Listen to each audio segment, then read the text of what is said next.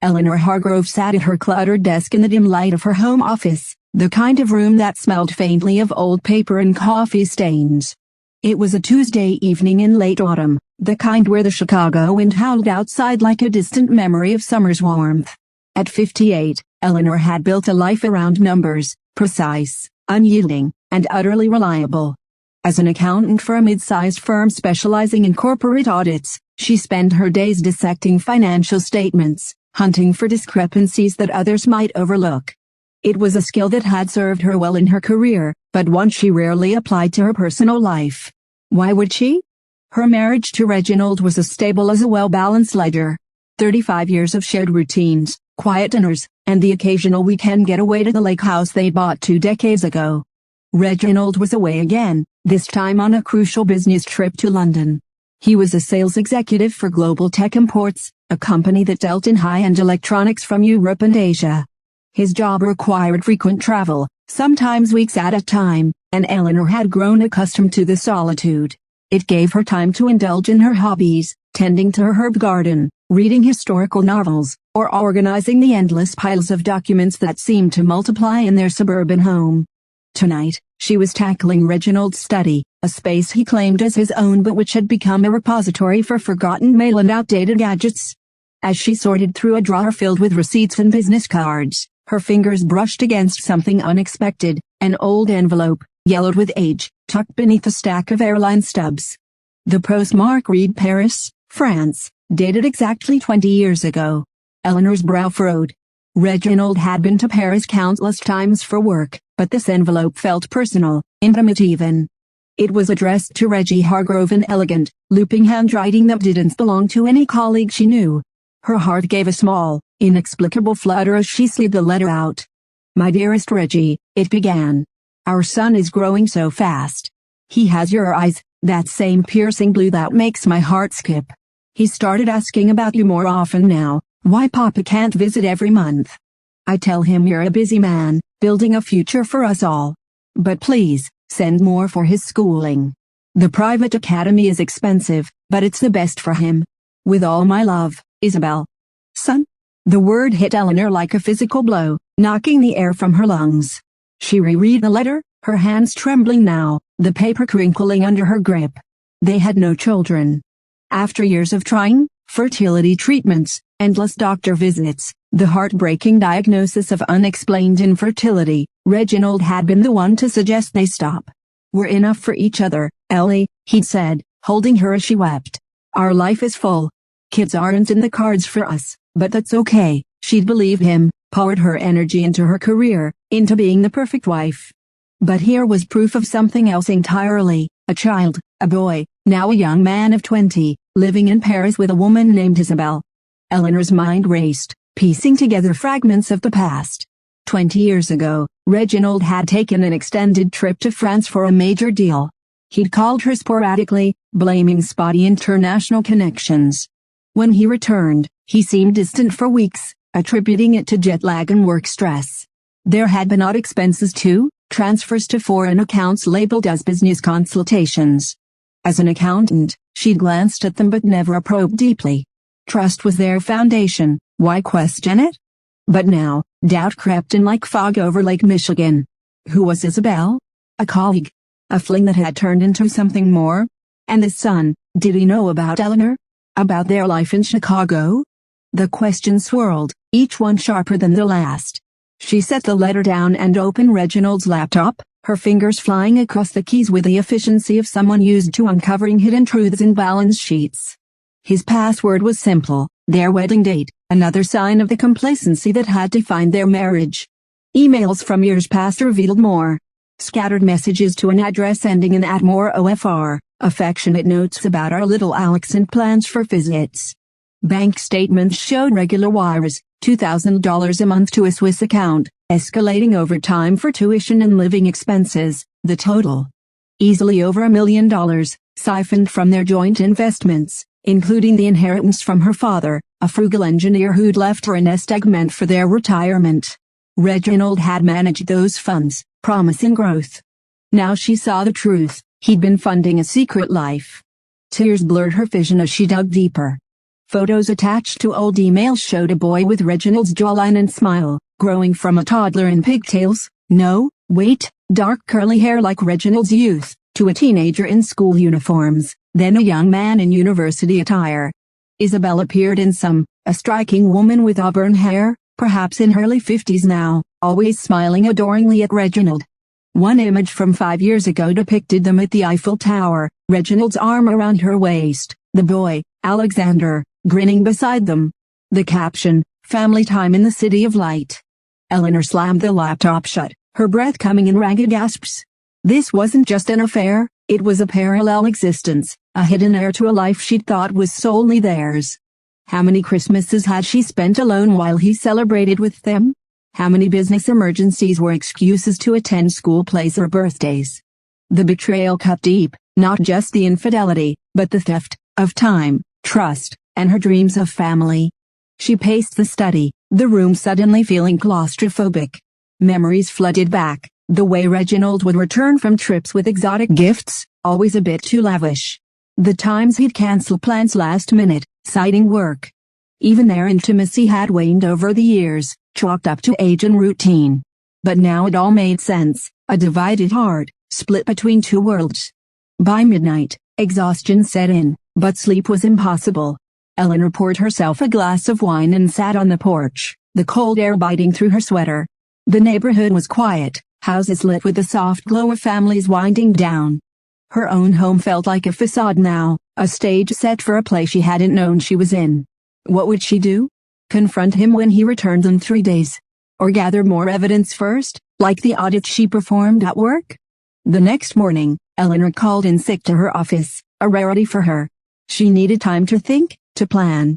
Driving downtown, she met with a private investigator named Harlan Brooks, recommended by a colleague who'd used him for a corporate espionage case. Harlan's office was in a nondescript building near the Loop, cluttered with files and smelling of stale cigarettes. "Mom, this sounds like a classic double-life scenario," Harlan said after she explained, showing him the letter and printouts. His voice was gruff but kind, eyes weathered from years of uncovering secrets. "I'll need a retainer, but I can dig into this Isabel Morrow and the kid. Background checks, financial trails, maybe even surveillance if you want to go that far." "Jet," Eleanor said, her voice steady despite the storm inside. "I need proof, irrefutable. And discretion. Reginald can't know." Harlan nodded. "Give me a week. In the meantime, act normal. Don't tip him off." Back home, Eleanor tried. She responded to Reginald's texts with her usual affection, "Miss you too. Safe travels," but every word felt like a lie. She spent the afternoon poring over their finances, uncovering more discrepancies. A property deed in Paris under a shell company Reginald controlled, a cozy apartment in the Marais district, valued at €500,000. Paid for with funds from her inheritance. The audacity burned. As days passed, waiting for Harlan's report, Eleanor's mind wandered to what ifs. What if she'd pushed harder for adoption? What if she'd traveled with him more? But blame shifted quickly to anger. This wasn't her fault, it was Reginald's choice to deceive, to build a hidden empire of lies. Harlan's call came on Friday. "Got something big," he said. "Meet me at the diner on Wabash." Over greasy coffee, he slid a folder across the table. "Isabel Morrow, 52, former marketing assistant at Global Technicians Paris branch. Met your husband during a project 21 years ago. Affair started quick, she got pregnant. Reginald set her up nice, apartment, allowance, the works. The boy, Alexander Morrow Hargrove, 20 now, studying law at Sorbonne. Top student, plays soccer. Reginald visits 4 times a year, poses as a distant father to work in America. Isabel thinks he's divorced, that you don't exist anymore." Eleanor flipped through photos, Reginald at Alexander's graduation, beaming like the father he'd never been to imagine children with her. Bank records confirmed the siphoning, creative accounting to hide the transfers. Even a trust fund for Alexander, labeled Heirs Education Fund. "Why?" Eleanor whispered. "Why not leave me if he wanted this?" Harlan shrugged. "Convenience? Money. Your inheritance funded a lot of this. Plus, bigamy's illegal, but he skirted it by not marrying her. Still, fraud's on the table." Eleanor left the meeting with resolve. She wouldn't crumble. She'd audit this betrayal like any crooked ledger. First, consult a lawyer. Her son-in-law, Tom, was a corporate attorney, perfect for untangling the financial web. That night, as Reginald's plane landed, Eleanor prepared dinner, his favorite roast chicken. When he walked in, jet-lagged but smiling, she hugged him tightly, masking her turmoil. "Home sweet home," he said, kissing her forehead. "God, I missed you, Ellie." "I missed you too," she replied, the words tasting like ash. As they ate, she watched him, searching for cracks in his facade. He talked about London deals, but his eyes held a distant warmth, perhaps thinking of Paris. Later, in bed, as he slept, Eleanor lay awake, planning. This hidden heir would be exposed, but on her terms. The numbers didn't lie, and neither would she anymore. Eleanor Hargrove woke to the sound of Reginald's soft snoring, a rhythm so familiar it had once been comforting. Now it grated like a metronome ticking down to a reckoning. The morning light filtered through the heavy curtains of their Chicago bedroom, casting shadows across the quilt they'd bought on their 25th anniversary trip to Vermont. She lay still, her mind a ledger of betrayals, each entry sharper than the last. The letter from Isabel, the bank transfers, the photos of a son with Reginald's eyes. At 58, Eleanor had never felt so awake, her accountant's precision channeling into a new purpose, unraveling the life her husband had hidden for 2 decades. She slipped out of bed, careful not to disturb Reginald, and padded to the kitchen. The coffee maker gurgled as she prepared a pot, her hands moving on autopilot while her thoughts raced. Last night's dinner had been a masterclass in deception. Her deception this time. She'd smiled, laughed at his stories about London, even leaned into his touch when he squeezed her hand. But every word, every gesture was calculated. A performance to keep him oblivious while she built her case. The letter from Isabel was just the beginning. The financial trail Harlan had uncovered hinted at a labyrinth of lies. Eleanor needed to map it fully before striking. By 7 a.m., Reginald shuffled into the kitchen, his silver hair tousled, wearing the plaid robe she'd gifted him years ago. "Morning, Ellie," he said, kissing her cheek with the easy familiarity of a man who believed his secrets were safe. "You're up early." "Couldn't sleep," she replied, pouring him coffee. "Jet lag catching up with you?" He chuckled, oblivious to the edge in her voice. "Always does. London was a grind, meetings till midnight. But we closed the deal, so it's worth it." He sipped his coffee, scanning the newspaper on his tablet, the picture of a content husband. Eleanor watched him, her stomach twisting. How many mornings had he sat here, spinning tales of boardrooms while his mind lingered on Isabel and Alexander? She excused herself, claiming a need to water the garden, and retreated to her office instead. Locking the door, she pulled out the folder Harlan had given her, spreading its contents across her desk like evidence in a trial. The documents painted a damning picture. Regular transfers to a Swiss account labeled consulting fees had started 21 years ago, shortly after Reginald's Paris trip. They'd grown over time from $1,500 a month to $5,000, totaling $1.3 million. A property deed showed a Parisian apartment in the Marais district, purchased 19 years ago under a shell company, Euroventures LLC, controlled by Reginald. The apartment's value had doubled, funded by what Eleanor now recognized as her father's inheritance. $800,000 she'd entrusted to Reginald for safe investments. Her father, a frugal engineer, had left her that money to secure her future, not to bankroll a secret family. Emails were worse. One from Isabel dated 5 years ago. "Reggie Alexander loved the soccer camp. Thank you for making it happen. He's so proud to be your son." Another more recent. "The trust fund is a blessing. Alexander's law school fees are covered, and I can breathe easier. Hurry back to us." Reginald's replies were tender, calling her my love and promising visits. He'd even sent photos, snapshots of himself with Alexander at a cafe, at a museum, at a soccer game. The boy had Reginald's lanky build, his crooked smile. Eleanor's chest tightened. She dreamed of a child like that, but Reginald had convinced her their life was complete without one. She cross-referenced the financials with their joint accounts. The patterns were clear. Withdrawals disguised as business expenses, investments funneled through Euroventures, even tax returns that underreported income. Reginald had been meticulous but not flawless. An accountant like Eleanor could spot the cracks. Overdrawn accounts, unexplained deductions, a second credit card she'd never seen. He'd been stealing from their future to build another one across the Atlantic. By noon, Reginald left for the office, promising to be home for dinner. "Maybe we can watch that new documentary tonight," he called out, oblivious to her silence. As his car pulled away, Eleanor dialed her son-in-law Tom, a corporate lawyer with a knack for dismantling financial fraud. "Tom, I need you at the house," she said, her voice low but firm. "Bring your laptop and any legal contacts who handle fraud cases." Tom arrived in an hour, his brow furrowed with concern. At 35, he was the husband of Eleanor's niece, Clara, and the closest thing she had to a son. Over coffee at the dining table, she showed him everything: the letter, the bank records, the photos. His jaw tightened as he flipped through the folder. "This is big, Eleanor," he said, his voice steady but laced with anger. "Not just infidelity, embezzlement, tax evasion, possibly identity fraud if he's using aliases.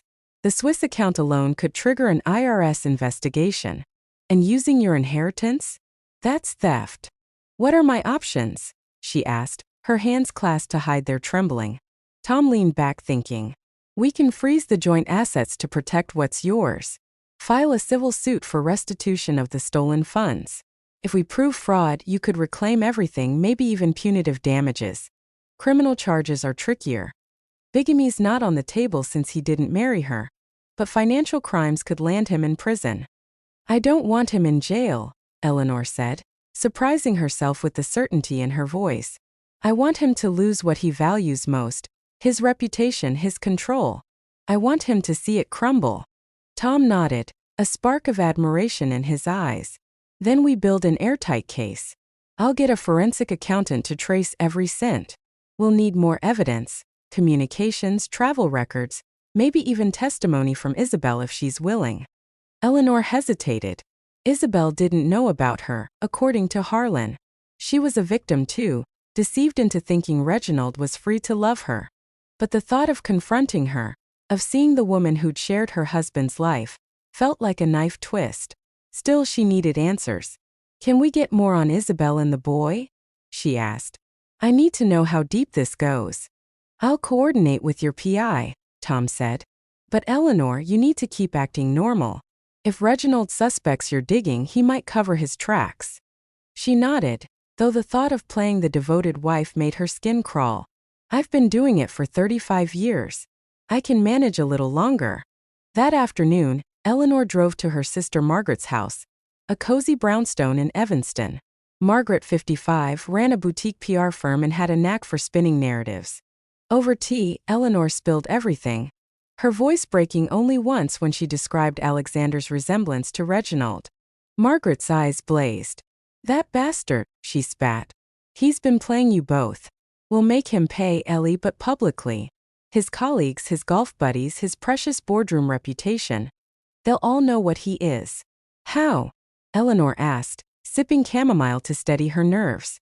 "A controlled leak," Margaret said, already strategizing. "We plant the story when you're ready, local papers, maybe a national outlet. Chicago exec's secret family. It'll go viral. But we time it perfectly, after your legal ducks are in a row." Eleanor felt a flicker of hope, the first since finding the letter. With Tom and Margaret, she had allies, a team to dismantle Reginald's carefully crafted facade. But doubt lingered. Could she maintain the charade at home, knowing what she knew? That evening, Reginald returned, smelling faintly of cologne and carrying takeout from their favorite Italian place. "Thought we'd have a quiet night," he said, setting out plates. Eleanor smiled, her heart pounding as she watched him pour wine, oblivious to the storm brewing. Over dinner, he talked about a new client in Berlin, his voice animated. Eleanor nodded at the right moments, but her mind was elsewhere, replaying Harlan's photos, Tom's legal strategies, Margaret's media plan. She noticed details she'd ignored before. The slight tan on his face despite London's autumn gloom. A new tie pin shaped like the Eiffel Tower. Clues hidden in plain sight. "Ellie, you okay?" Reginald asked, touching her hand. "You seem distant." Just tired, she lied, forcing a smile. Work's been hectic. Tell me more about Berlin. He launched into another story, and she let him, memorizing his lies. Later, as they watched the documentary, Eleanor sat close, her arm around him, playing the role of the loving wife. But inside she was an auditor, cataloging every word, every glance, building her case. The next day Harlan called with updates. Got more on Isabel, he said. She's a part-time art curator now. Lives comfortably in that Murray apartment. Alexander's a star student, unaware his dad's married. Reginald told Isabel you divorced 22 years ago after a tragic falling out. She thinks you're out of the picture. Eleanor's jaw clenched. Reginald had erased her, rewritten their history to suit his narrative. What about the money? She asked. Still tracing, Harlan said. But I found a second property. A cottage in Provence, also under Euroventures. Paid in cash, likely from your inheritance. I'm digging into travel records next. He's been flying to Paris via London, using layovers to cover his tracks. Keep going, Eleanor said. I want everything. As she hung up, a text from Reginald popped up. Late meeting tonight, don't wait up. She stared at the screen, knowing it was another lie. Checking their shared calendar, she saw no meeting listed. Instead, she opened the GPS app they'd installed after a car accident years ago, a precaution she'd insisted on. His phone's blue dot blinked in downtown Chicago, not at his office, but at a luxury hotel bar. Eleanor's pulse quickened. Was there more he was hiding? Another woman, another life? She grabbed her coat and drove, parking across from the hotel. Through the window she saw him, laughing, clinking glasses with a man she didn't recognize. Not a lover then, but perhaps a business contact tied to his schemes. She snapped photos, her hands steady despite the rage boiling inside. Driving home, Eleanor felt a shift. The timid wife who trusted blindly was gone. In her place was a woman with a mission. To expose Reginald's lies, reclaim her stolen future, and ensure he faced the consequences. The paper trail was growing, and with it, her resolve. Eleanor Hargrove stood in her kitchen, the morning sun slicing through the blinds and casting slanted lines across the granite countertop. The scent of brewing coffee mingled with the faint lavender of her dish soap, a familiar domesticity that now felt like a stage set for a play she no longer believed in. It was Thursday, 3 days since she'd followed Reginald to the hotel bar, her camera capturing his laughter with a stranger, a moment that added another layer to his deception. At 58, Eleanor was no longer the trusting wife who'd overlooked inconsistencies. She was a detective in her own life, piecing together a puzzle that threatened to unravel 35 years of marriage. Reginald was still asleep upstairs, his suitcase from the London trip half unpacked in the hallway, a silent reminder of his latest absence.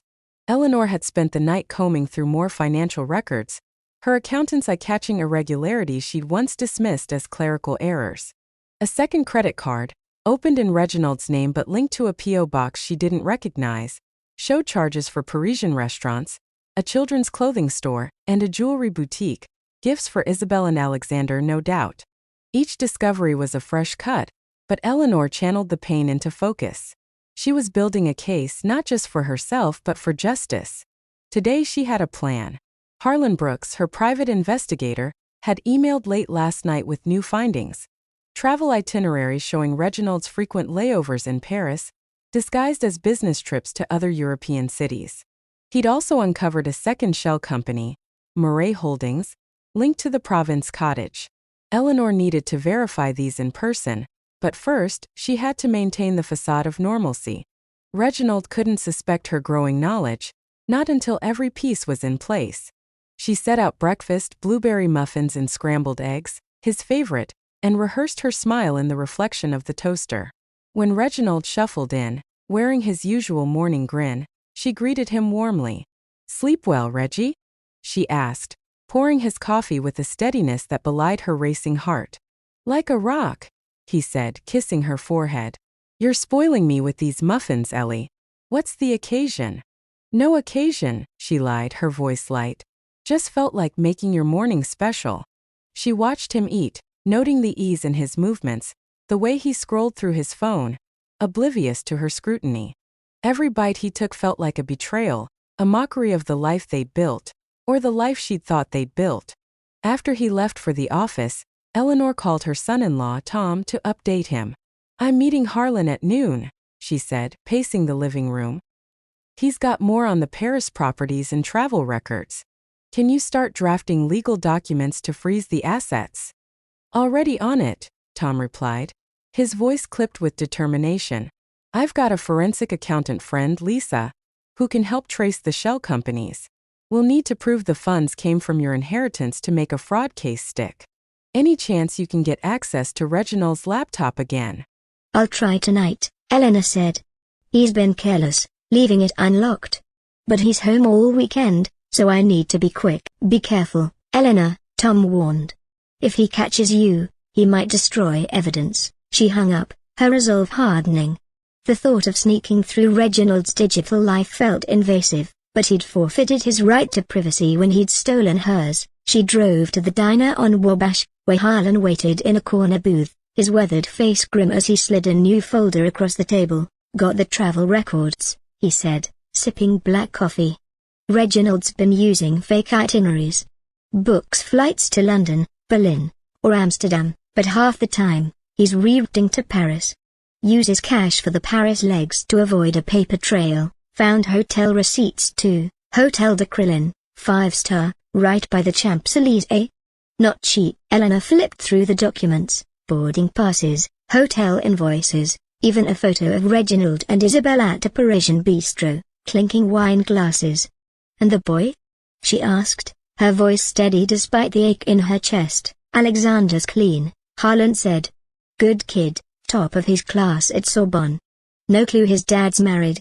Isabel's listed as a single mother on his school records. Reginald's got a whole alias, Regis Morrow, used for Alexander's birth certificate and trust fund." Eleanor's fingers tightened on the folder. "Regis Morrow," she repeated, the name bitter on her tongue. "He's built an entire identity." "That's not all," Harlan said, lowering his voice. "The Provence cottage? It's a rental property now, pulling in $3,000 a month. Money's funneled to the Swiss account, then back to Isabel for living expenses. He's laundering your inheritance through these properties." Eleanor's mind raced, calculating the scale of the deception. Her father's $800,000, meant for their retirement, had funded not just Isabel's life but a real estate portfolio. "Can we prove it's my money?" she asked. "Working on it," Harlan said. "Need access to his emails or bank logins to tie it all together." "You got anything new?" She nodded, pulling out a USB drive. "Copied his laptop last night. Found emails to a lawyer in Geneva about the trust fund. And this," she slid a printed receipt across the table, "a $12,000 charge for a diamond necklace from a Parisian jeweler, dated their 30th anniversary. He gave me earrings that year. Said they were from a local shop." Harlan whistled. "Cold. I'll cross-check the lawyer's name. Might lead to more accounts." Eleanor left the diner with a plan. She'd spend the weekend playing the perfect wife, while secretly gathering more evidence. But first, she needed an ally closer to home. She called her sister, Margaret, who was at her PR firm, strategizing a campaign for a local politician. "Ellie, you sound like you're planning a war," Margaret said when Eleanor arrived at her office, a sleek space filled with awards and framed media clippings. "What's next?" "I need you to start laying groundwork," Eleanor said, handing her a summary of Harlan's findings. "Nothing public yet, but plant seeds. Anonymous social media posts, maybe a tip to a journalist friend. When this breaks, I want Reginald's name untouchable." Margaret's eyes gleamed. "I know just the reporter, a guy at the Tribune who loves a scandal. We'll start with vague posts about a Chicago exec with secrets. It'll build buzz without tipping him off." Eleanor nodded, grateful for Margaret's ruthlessness. "I'm also meeting Tom tomorrow to plan the legal side. We're freezing assets soon." "Good," Margaret said. "But Ellie, how are you holding up?" "This can't be easy." Eleanor paused, the question catching her off guard. "I don't know," she admitted. "I'm angry, but it's not just about him. It's about me, how I let myself be blind for so long. I trusted him, Maggie.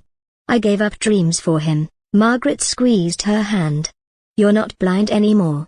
And you're not alone. That evening, Reginald came home early, surprising Eleanor with a bouquet of lilies, her favorite.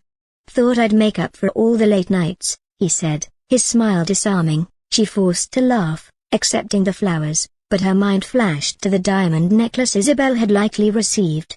The lilies felt like a prop in his performance. Dinner was a test of endurance.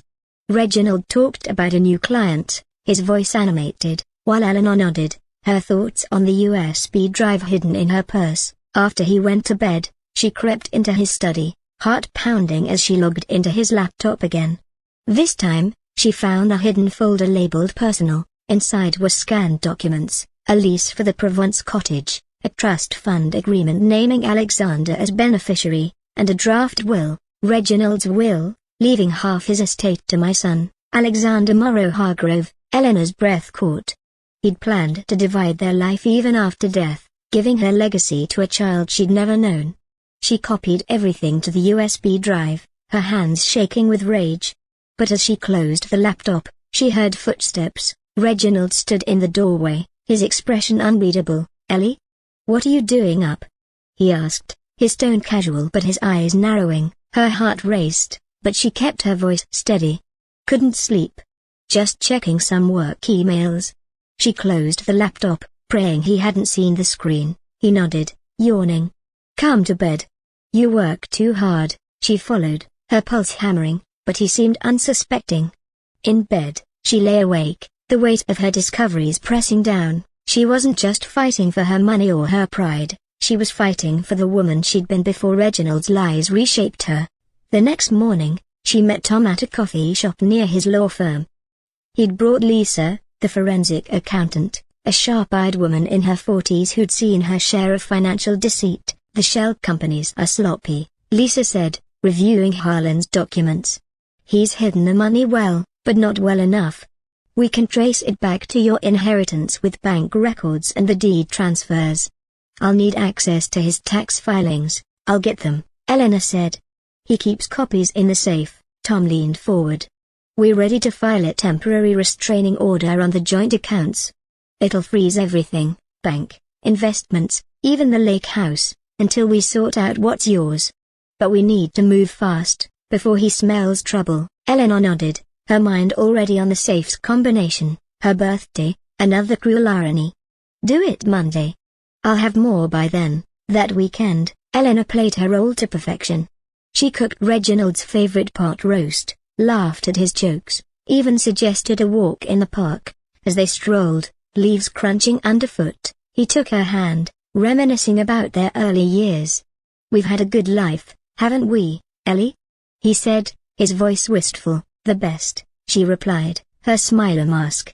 Inside, she was counting the hours until Monday, when she'd lock down his world and expose the truth. Eleanor Hargrove stood in the quiet of her home office, the Sunday morning light filtering through the window and glinting off the framed photo of her and Reginald on their 25th anniversary, a moment now tainted by the truth she'd uncovered. The past week had been a masterclass in restraint. Each smile she offered Reginald a calculated act to keep him unaware of the net closing around him. At 58, Eleanor had transformed from a trusting wife into a strategist, her accountant's precision now weaponized to dismantle the double life her husband had built over 2 decades. The folder from Harlan, her private investigator, lay on her desk, its contents a growing ledger of betrayal, bank transfers, forged documents, and a son, Alexander, whose existence mocked her childless marriage. Today was critical. Reginald was home all day, planning a lazy Sunday before another supposed business trip to Brussels tomorrow. Eleanor knew better. Harlan had confirmed the ticket to Paris tucked into his itinerary, a layover disguised as a connecting flight. She needed to access the safe in his study, where tax filings and more damning evidence likely hid, but she'd have to do it without arousing suspicion.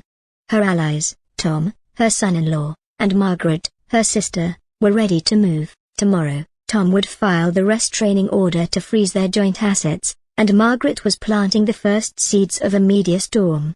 But Eleanor needed one final piece to make her case airtight. She started the day as the perfect wife.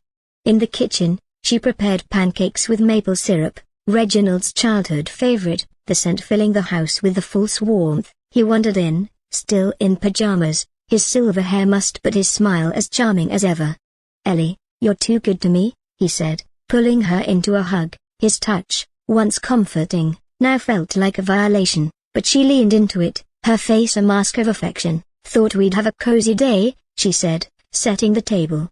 "No work, just us," he grinned, oblivious. "Sounds perfect. Maybe a movie later?" As they ate, Eleanor steered the conversation to neutral topics, their garden, a neighbor's new dog. Watching for any slip in his facade, he seemed relaxed, recounting a funny story about a client, but she noticed his phone buzz when he stepped away to refill his coffee. A quick glance showed a text from an unknown number. "Can't wait to see you, Papa. Bring the chocolates." Her heart clenched. Alexander, no doubt, but she tucked the phone bags before he returned. After breakfast, Reginald settled in the living room with a book, giving Eleanor her chance. "I'm going to tidy your study," she called out. "It's a mess in there," he laughed. "Good luck. Don't get lost in my chaos." In the study, she locked the door and moved to the safe, hidden behind a bookshelf.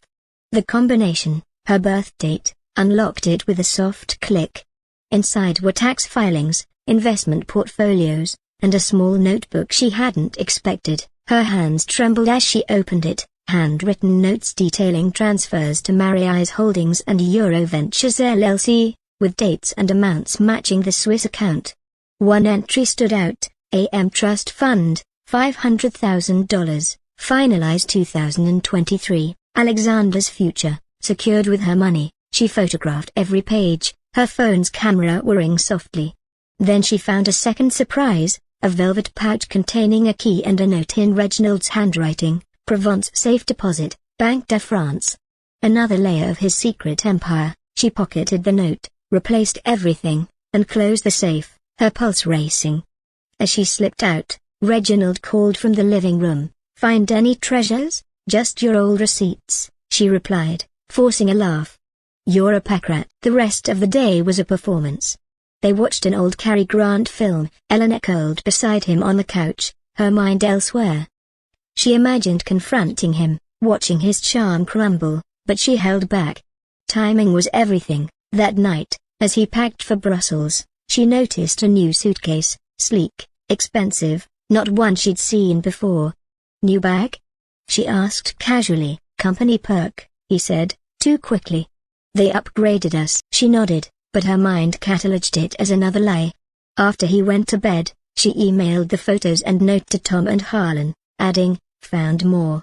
Safe deposit in Provence. Can we access it?" Harlan replied within minutes, "Tough, but possible. Need a French contact." "I'll dig." Monday morning, Reginald left for the airport, kissing her goodbye with his usual warmth. "Back in a week, Ellie. Love you." "Love you too," she said, the words ash in her mouth. As his car disappeared, she called Tom. "File the restraining order now. He's on his way to Paris." Tom was at the courthouse by noon, papers in hand. The order froze their joint accounts, investments, and the lake house, citing suspected financial misconduct. Lisa, the forensic accountant, had already traced the Swiss account to Eleanor's inheritance, building a fraud case. "We've got enough for a civil suit," Tom said over the phone. "But if you want criminal charges, we need to prove intent." That Provence safe deposit could be key. Eleanor spent the afternoon with Margaret, who was crafting anonymous social media posts, prominent Chicago exec hiding a secret life. Stay tuned.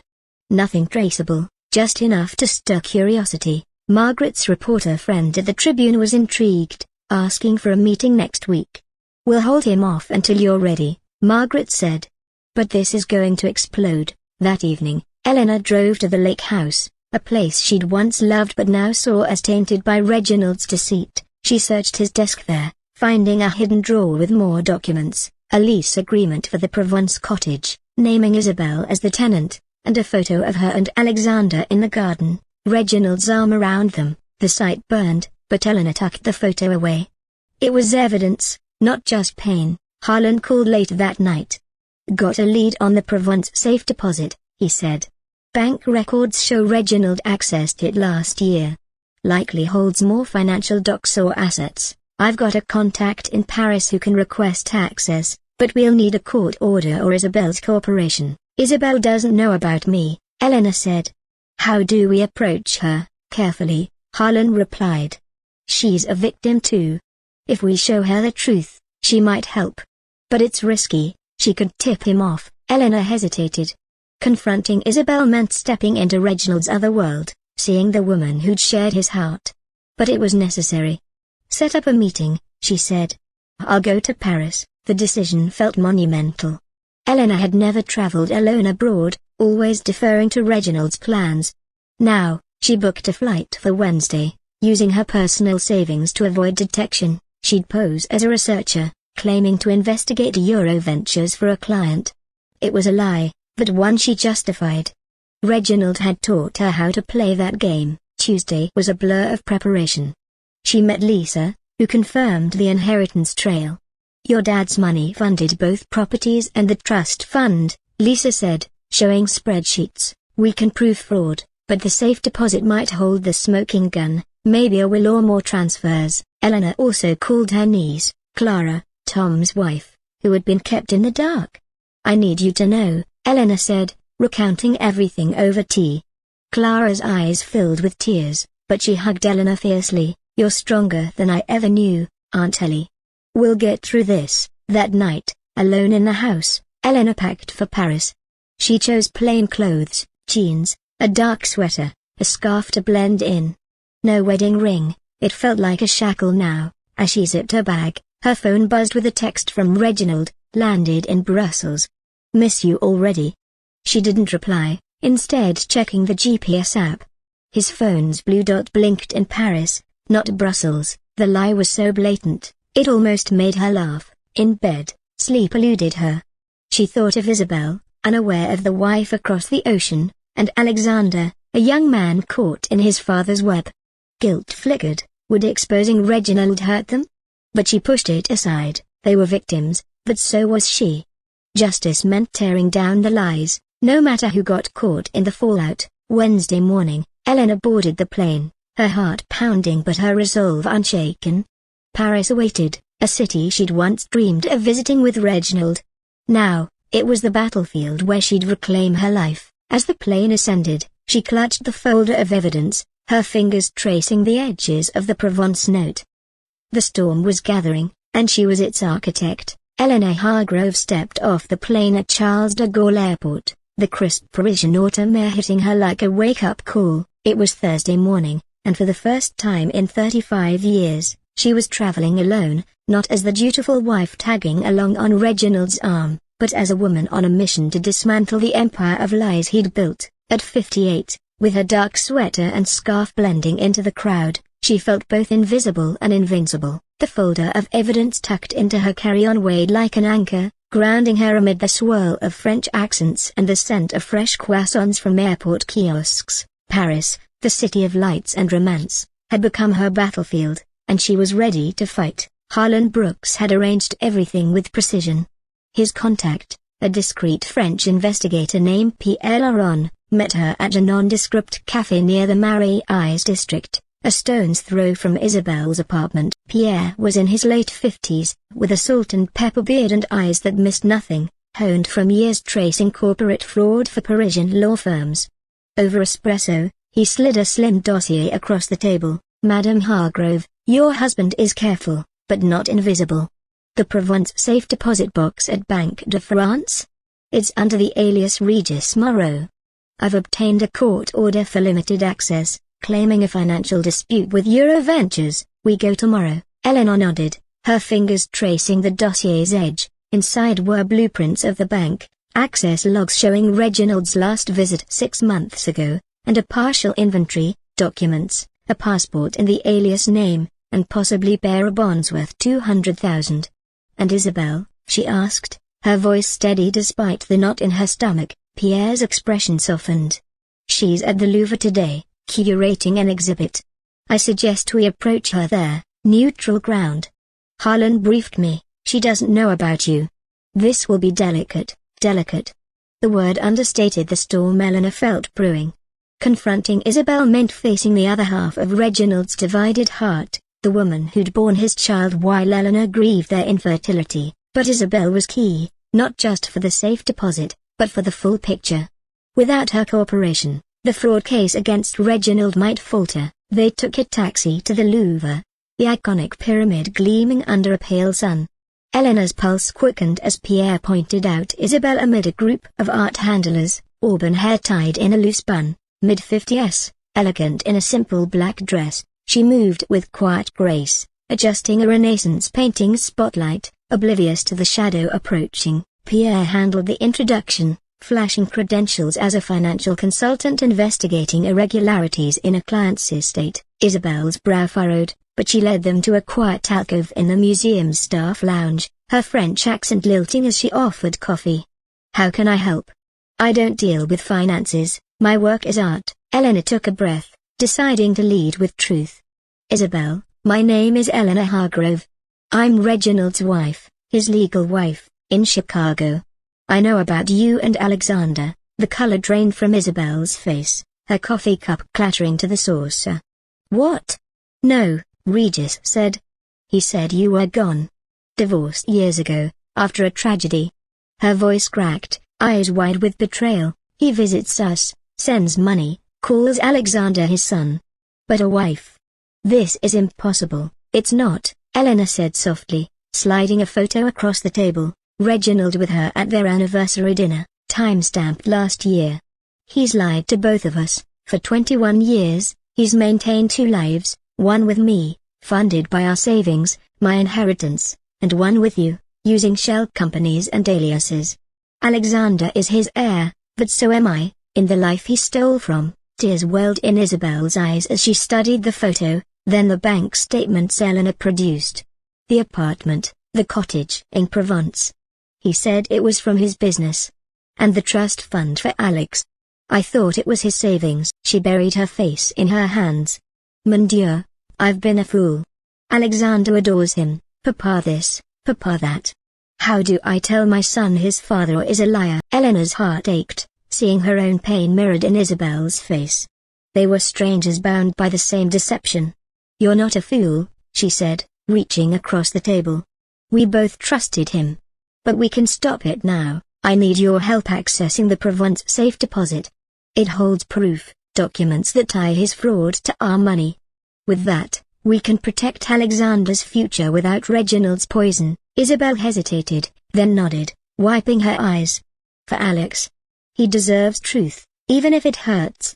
She agreed to accompany them to the bank the next day, posing as a co-signer on the box, a role Reginald had forged for her years ago. That night, Eleanor checked into a small hotel near the Seine, the room's balcony overlooking the river's twinkling lights. She texted Tom and Margaret, confronted Isabel. "She's on board.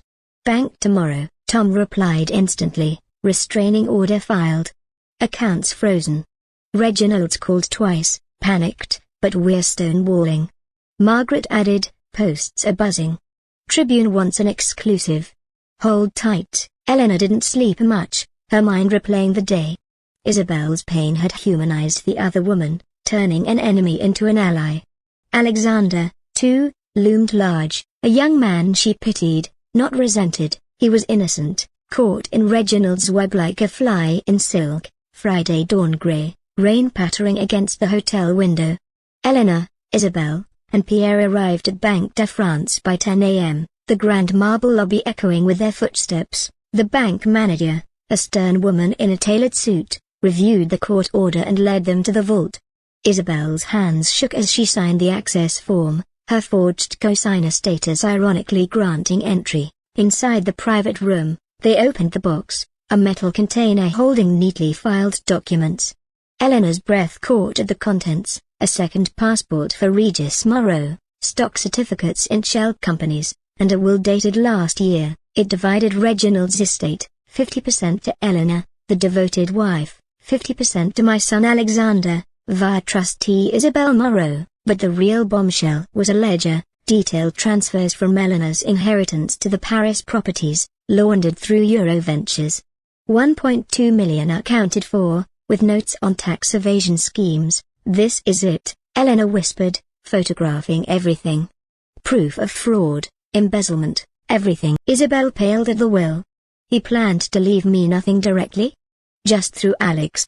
Her voice broke.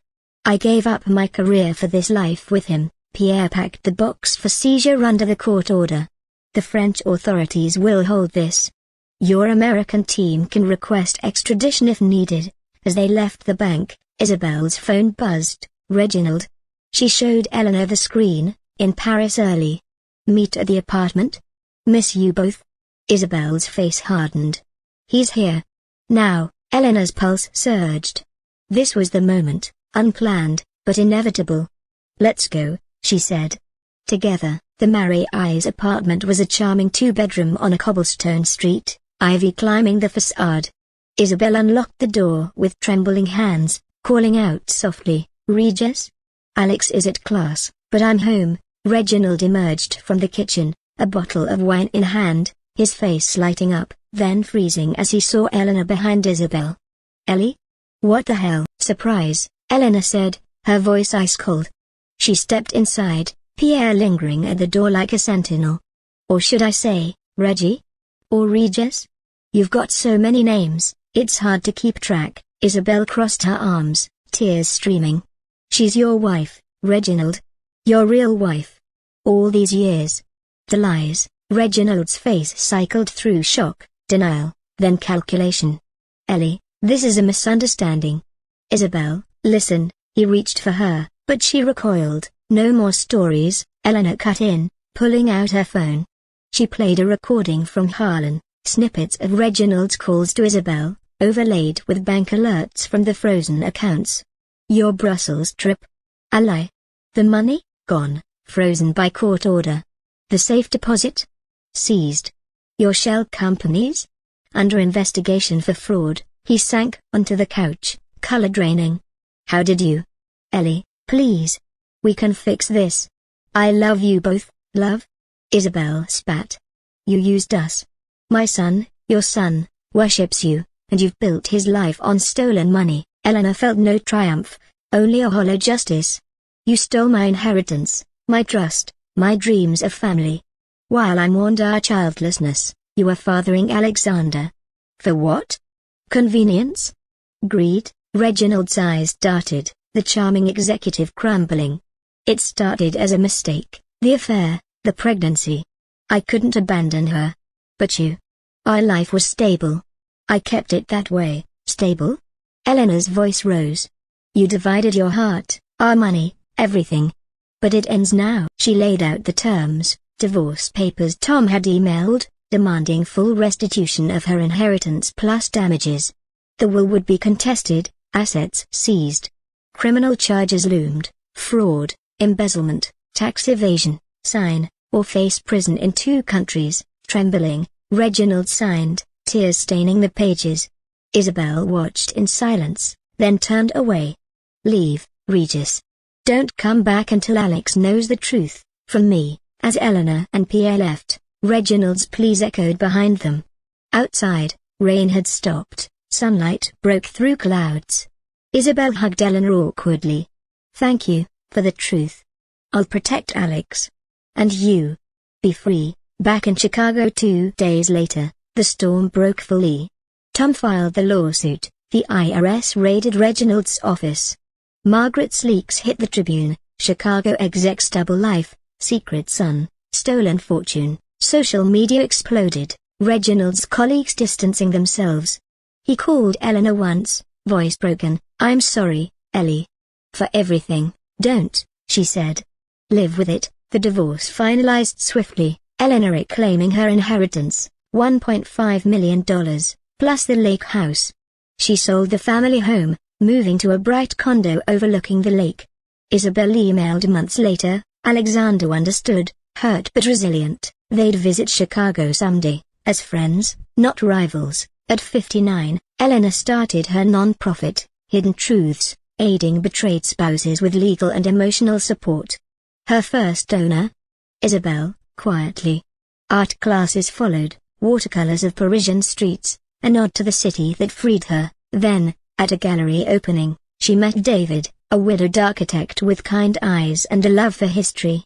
Coffee turned to dinners, no rush, just possibility. One evening, watching the sunset from her balcony, Eleanor raised a glass of wine, to her father's legacy reclaimed, to Isabel's courage, to Alexander's future. Reginald faded to a footnote, living modestly in a small apartment, cut off from both worlds.